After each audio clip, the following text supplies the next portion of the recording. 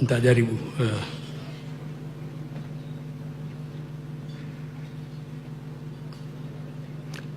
Your Excellency, the President of the Republic of Kenya and the Deputy President, all protocols observed.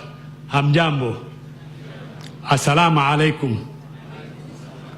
As a Muslim, I am informed and inspired by the teachings of the Holy Quran, which underpins the importance of living together in peace and the sanctity of life and the protection of human life.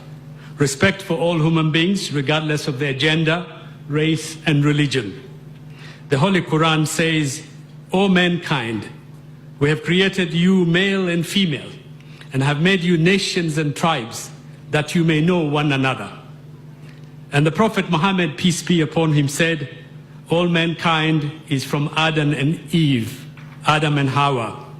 An Arab has no superiority over non-Arab, nor a non-Arab has any superiority over an Arab. Also a white has no superiority over black, nor has any superiority over white, except by piety and good action."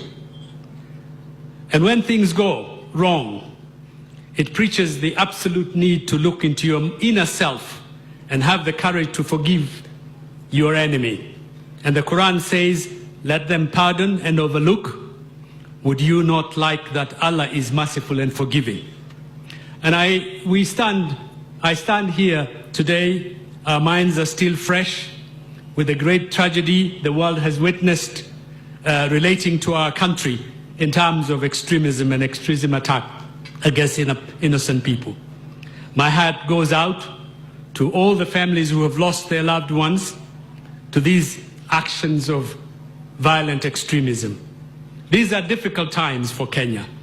It is perhaps an opportune moment to ask, where do we go from here? And what kind of nation do we want? And how do you and I and all of us together can contribute to that Kenya we desire?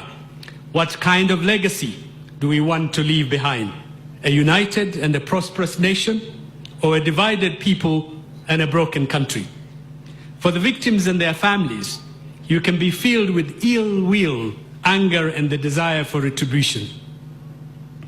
We can head towards that dark route as a country, sharply divided along ethnic and religious lines, one community pitted against another community, Muslim versus Christians, feeling hostility towards one another.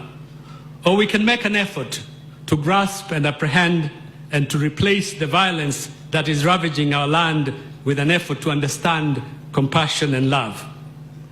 I have been down that dark route myself.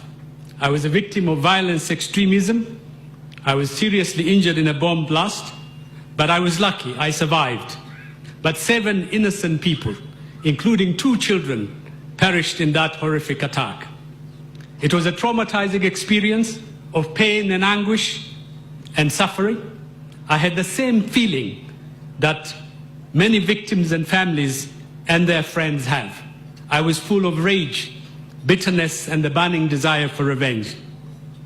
But I must say, after much reflection and meditation, I found the power to forgive and move on.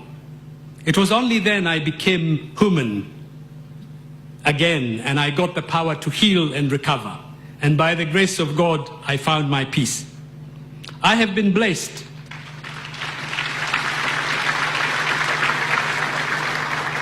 All my life, I have lived among Christians. I was taught the alphabet and educated by Christians. And as I lied injured in hospital, Christians, like my fellow Muslims, came in their hundreds to pray for my recovery. And the predominantly Christians of Kamukunji constituency honored me by electing me to Parliament.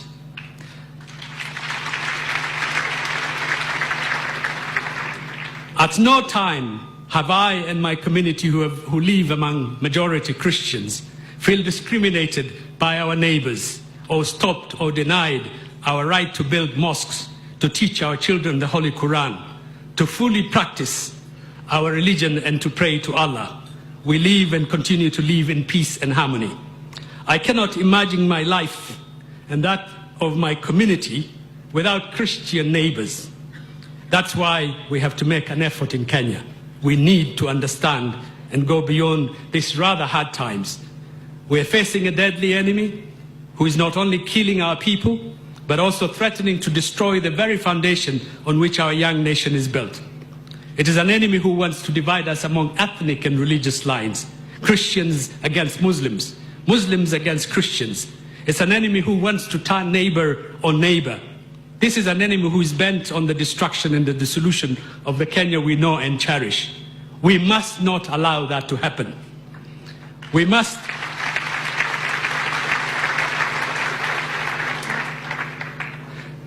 must be united against the fight against violence extremism, but we must not allow violent extremists to set the agenda for us and to determine our future.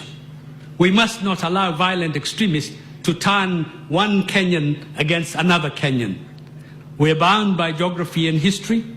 Now is the time to recognize that which unites us is greater than that which divides us.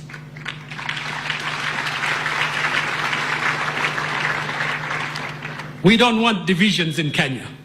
We don't want hatred in Kenya. We don't want violence and disorder.